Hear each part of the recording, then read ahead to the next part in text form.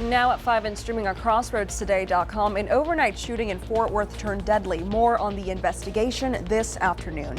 And a 42-year-old man from Victoria is facing felony charges and a large fine for crimes involving children.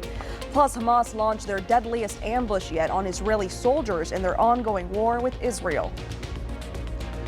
We've got the clouds and we've got the drizzle. We are waiting for the big storm. It should be here on Friday. We'll be talking all about that and planning your weekend coming up in a moment. A battle over Galveston County's electoral map escalates after the U.S. Supreme Court declines to intervene in the Voting Rights Act challenge to the county's map. You're watching 25 News now at 5. Good afternoon and thanks for being with us. I'm Karina Garcia. On Sunday night at 8:08, the DPS worked a two-vehicle triple fatal crash on US 90E on the Navidad River Bridge in Lavaca County.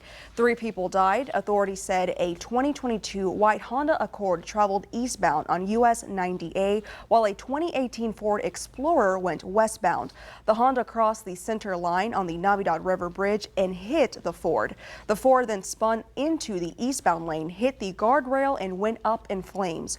25-year-old Marieli Sanchez had been identified driver of the Honda. The driver of the Ford Explorer was identified as David Jones and the passenger was identified as Carla Jones, both 62, from Hallettsville. 42-year-old Tony Garcia of Victoria was arrested this morning by U.S. Marshals. Garcia was taken into custody in the 3300 block of Cedar Street. U.S. Marshals issued arrest warrants for 2 felony charges, including indecency involving sexual contact with a child. Garcia currently sits at the Victoria County Jail in lieu of $75,000 bond. The Wharton man arrested last week in El Campo on charges connected to a reported relationship with a runaway teenager is out on bond. The Wharton Journal-Spectator reports 20-year-old Caleb Moreno was arrested by El Campo police Thursday and charged with 4 counts of aggravated assault of a minor and 2 other counts. His bond on the aggravated sexual assault charge was dropped from $125,000 per charge to $10,000 per charge. Now 6 people are trying to fill the seat of mayor of Victoria. We will now introduce you to the last candidate, Jacob Sauceda. So let's go to 25 News Now anchor Don Brubaker for more. Karina, thank you. Welcome, Jacob. Thank you, Don, for having me. You bet. First question, what in your past work history and experiences makes you feel, the most qualified candidate for mayor of Victoria? I believe my qualifications, such as leading a team and what I do when working as a technical director of any production is also dealing with personalities and dealing with people on an everyday basis. Having that ability to, control a dynamic and take that and push it forward, whichever direction, we want to go. You got to keep the ball rolling, as we always like to say. Mm-hmm. Biggest problem in Victoria, so many residents feel it's roads and potholes. Do you agree or disagree with that? I believe the outcry is definitely for the roads, and we see those every day. We see the potholes. Of course, the main thing people will always talk about is the median, but that's not really something we can take care of from a city council standpoint. It's a text dot thing. And then when it comes to the main thing that a lot of people also like to talk about is homeless panhandlers, things of that nature. But I feel like things of those types have to be dealt with a compassion, something that I feel like we've kind of strayed away from. We don't understand that these people deal with circumstances that lead them into situations that they have no control over, and I think that's something we can do a lot better of, taking care of that homeless population and panhandlers, and however you want to determine them. Mm-hmm. The city of Victoria needs a new chief at the fire department. What do you think that person needs to be a success? Well, first of all, Tracy Fox, 27 years at Victoria Fire Department, did a great job as fire chief since 2018. We know that.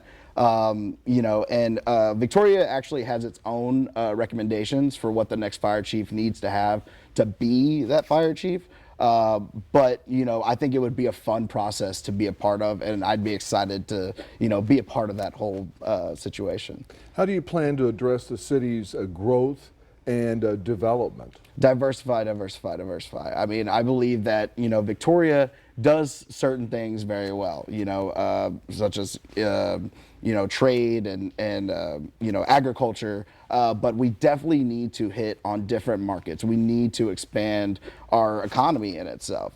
You know, I have friends that have small businesses, and, you know, I think, you know, leaning towards these newer generations, you know, which is a, you know, a growing demographic right now. I mean, it's, you know, the 25 to 29 is actually the highest demographic right now, which, you know, I'm kind of right at that cutoff.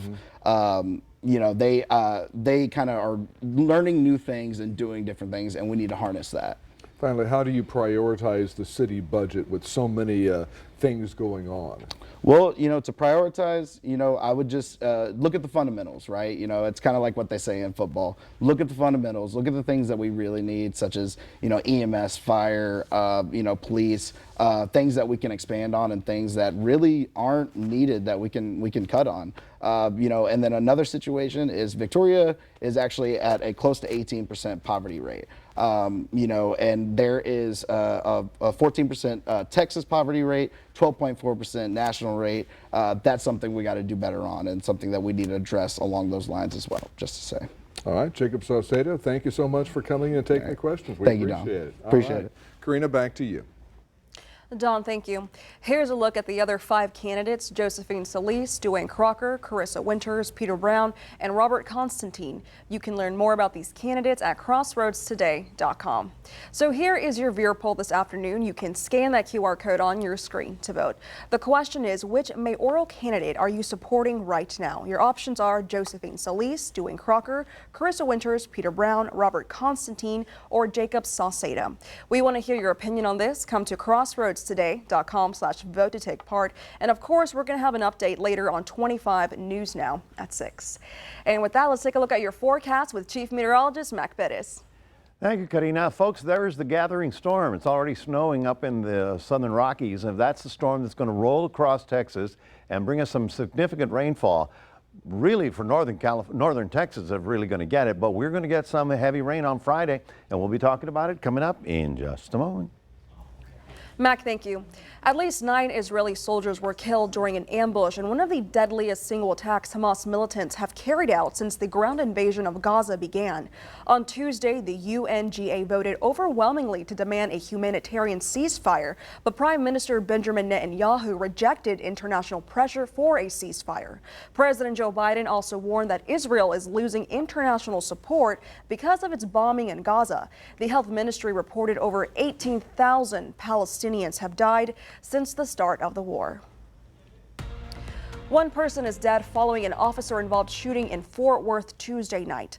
Police arrived to the scene shortly after 9 p.m. and ran into a male suspect. He fled from officers on foot. During the pursuit, the suspect fired a handgun at pursuing officers multiple times. The pursuit ended when the suspect fell on an embankment, where he then shot himself in the head.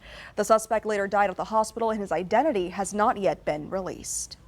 The U.S. Supreme Court on Tuesday declined to intervene in a dispute over a Republican-drawn commissioner's map in Galveston County. This means the county commissioner's court map that a federal judge ruled violated the Voting Rights Act will stay in effect. Critics have said that Republican leaders dismantled the only Black and Latino-dominant precinct in Galveston County. The dispute has gained the attention of voting rights experts across the U.S. and comes when county-level leaders are trying to redraw electoral maps and work to cement power after the 2020 census. And in a county outside of Dallas-Fort Worth area, a high school made up of only 72 students is playing for a football championship today. Some cities have tourist stops and traffic signals. Gordon has a football team. That's about the only thing to do here, Coach Mike Reed says. We sat there and said, hey, we're playing checkers or chess at 3 o'clock on Saturday afternoon. We'd have 200 people up here watching. That explains the decorations, the buzz around town. You know that as soon as you pull in, you're not just in some other town. Here, state champions are immortal. Ask anyone for a similarity between this year's squad and the last two winners. I say it's work ethic. I mean, tradition, that is tradition. One passed down literally from generation to generation. Just work hard all the time, and we just want to win at everything. It's not just the Campbells. Words can't describe. About a quarter of the Longhorns 2023 roster descends from someone who played on the 96 or 99 title team. We've watched them all grow up, and it's just really special to see these guys go from the kids that were in the backyard to the men that they are and the warriors that they are now.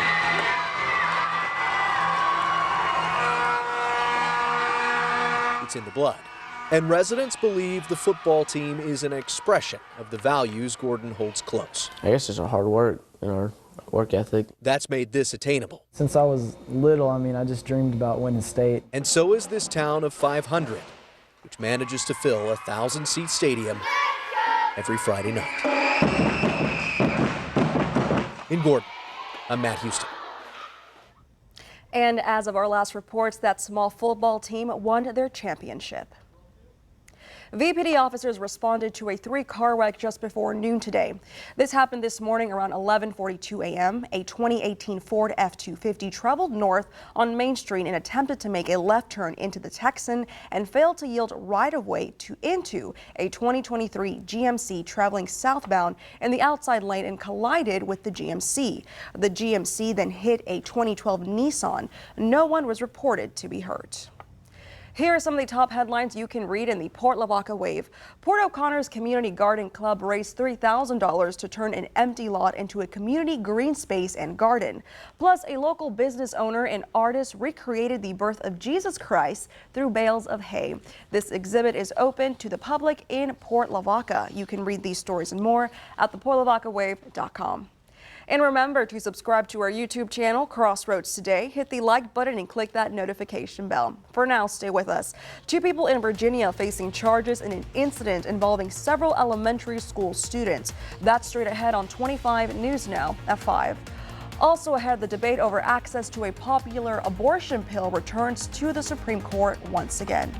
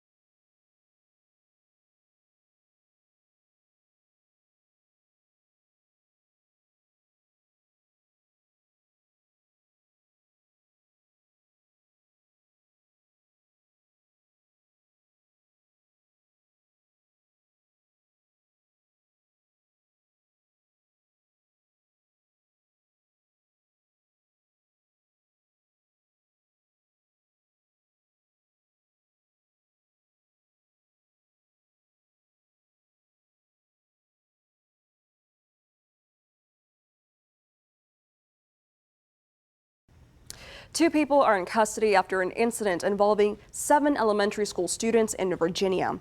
They are facing multiple charges, including abuse of a child.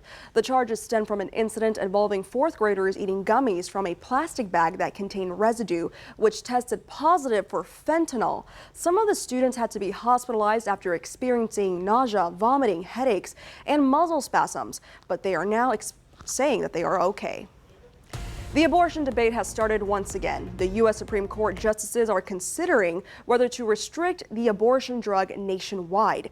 The case concerns mifepristone, which taken with another drug is one of the most common abortion methods in the United States. The FDA ruled the drug safe and is more effective than 2 decades ago, but challengers argue the agency did not do enough to study the safety implications of the drug. For now, it's still available at the legal battle. As the legal battle plays out, the new case could be decided by July. Antimicrobial resistance has been identified as a global public health threat by the CDC. This can make treating infections hard or even impossible.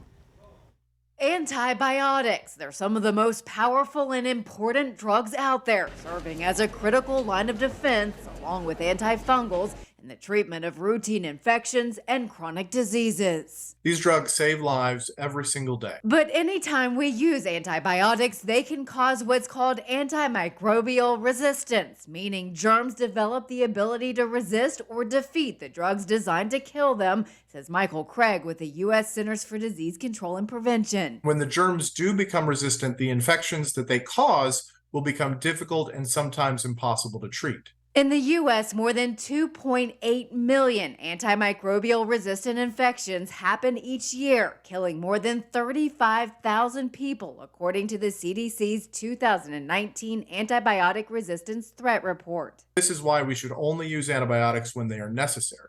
If we don't, these life-saving medicines may not work for future generations. To protect against this resistance, Craig says to always take medication exactly as prescribed. Don't share medication with others or save the medicine for later, and safely discard leftover pills. It's important to remember that we can prevent infections from happening in the first place.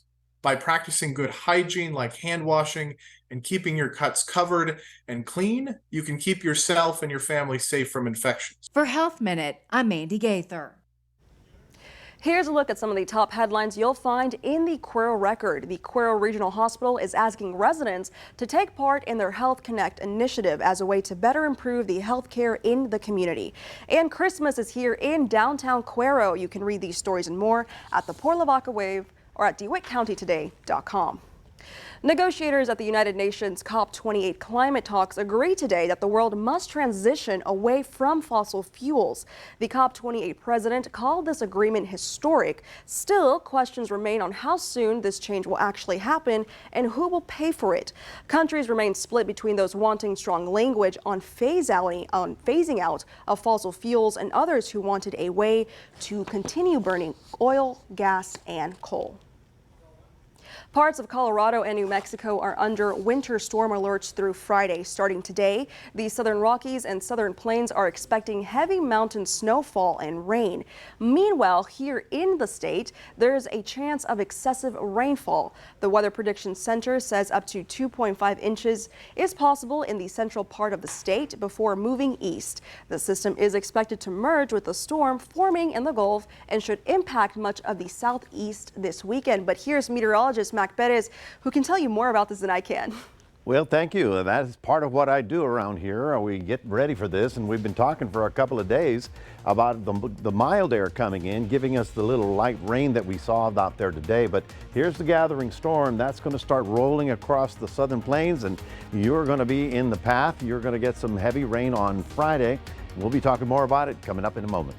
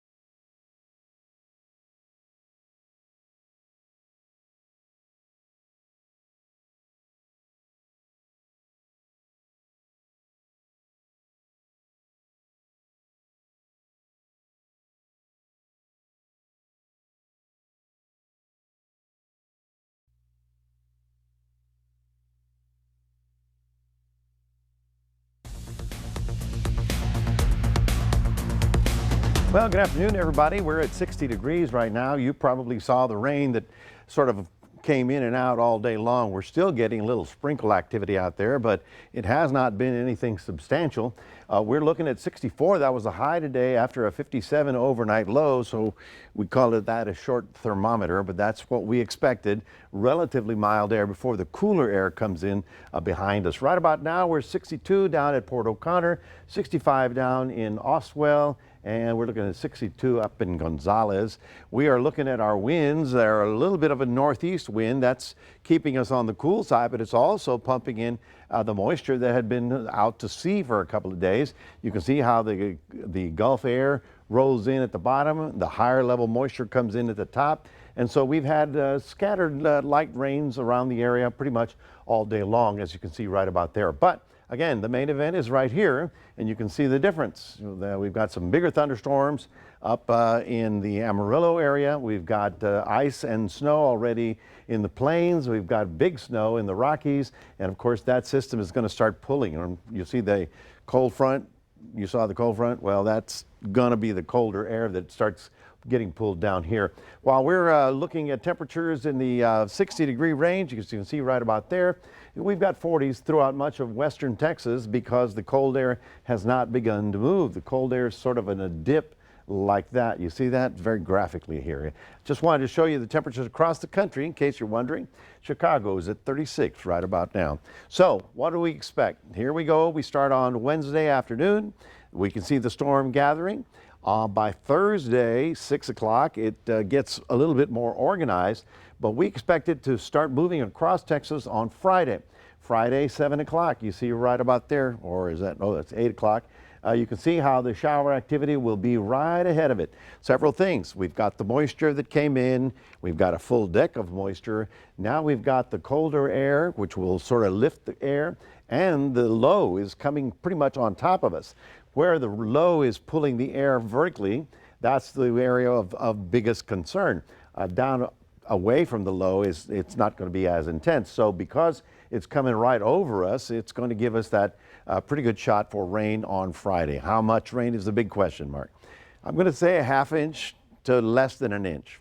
Okay, I mean that's a good rain. It's not a flood, not nothing, but it'll be certainly getting your attention on Friday night. By Saturday, it does blow out of here pretty quickly, and your Sunday is looking pretty good all the way into Monday of next week. We've got clear skies, cool nights, and chilly mild days. So let's take a look at your day planner for those of you in Port Lavaca. Down to 59 in the morning, 67 tomorrow's high. We're going to call it partly cloudy. That's still your Thursday, remember. Pardon me, 53 in the morning and up to 67 in Cuero, partly cloudy, and that's still your Thursday. It's not till your Friday when it gets a little bit more complicated here. I believe it'll start raining early on Friday, but get heaviest right at about sundown. A lot of people driving out of town, you're going to have to deal with that, but by Friday it clears up, and Sunday is looking pretty nice right now. That is your 7-day forecast, reminding everybody we do have a QR code. Love for you to scan that and put Crossroads Today on your phone. Here's Karina. Thank you, Matt. Coming up next on 25 News Now at 5, we'll take a look at your stocks, plus the investigation into the Tesla autopilot feature leads to the recall of more than 2 million vehicles.